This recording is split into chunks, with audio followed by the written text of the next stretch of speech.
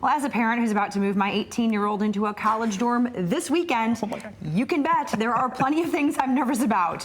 And we're just going to add fires to that list right now. Well, September is Campus Fire Safety Month, all right? It's the perfect time as students coming back to learn those lessons that they can take with them through college and beyond. Stay safe, Michael McLeieer. He's back. He's back again. He's the president of E.S.C.A.P.E, Inc., dedicated to fire and safety education. Hi, Michael. Hello. Good to see you again. You as well. All right, so I'm going to let her take the lead because she's a little nervous hen right now.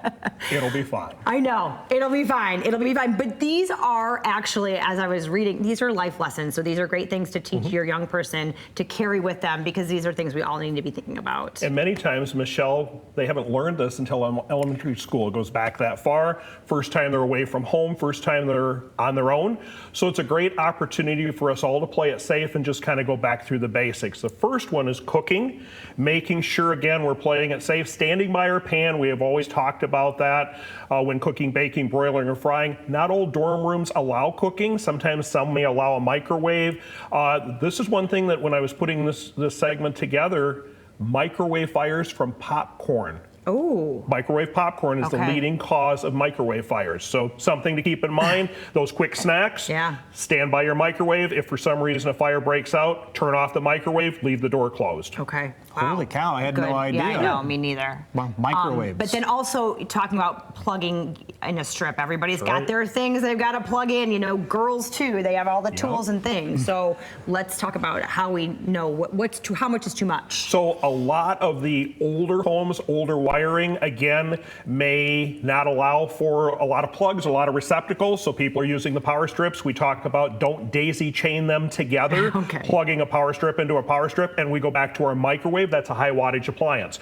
Microwaves, air conditioners, space heaters as we go into the wintertime. Never plug those into power strips. Power strips are for charging your cell phone, or better yet, it's better to plug it into the regular receptacle and not leave it unattended because, again, that's a leading cause of fire, overloading those electrical outlets and extension cords. Okay. And then the trip hazards, never put throw rugs or anything over the extension cords. Okay. All right, well, all the great tips. You know, dorm rooms, Michael, have a certain odor.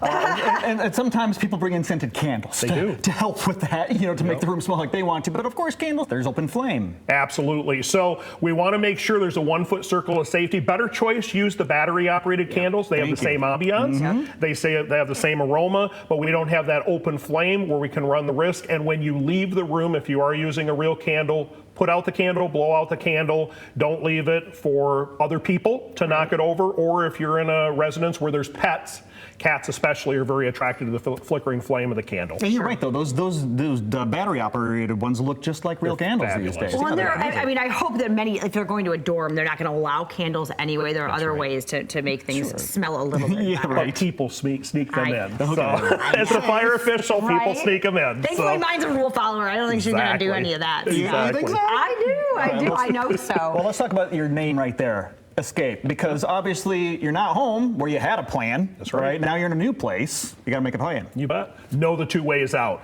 This is important for our K through 12. This is important for homes. This is important for our college students. Know those two ways out. One way could be a door. Second way out could be a window. Don't block the exits. We've got a lot of stuff, especially when we start the school year. So we want to make sure those exits stay open and don't ignore the fire alarms. Again, K through 12, treat all fire alarms as if they are real and allow the fire department to do their job. We much would rather have people outside at the meeting place, the tree, the neighbor's house, the sidewalk, rather than having to go and search for people. I can't tell you how many times I sat on a street corner as someone pulled the fire alarm at 2 a.m.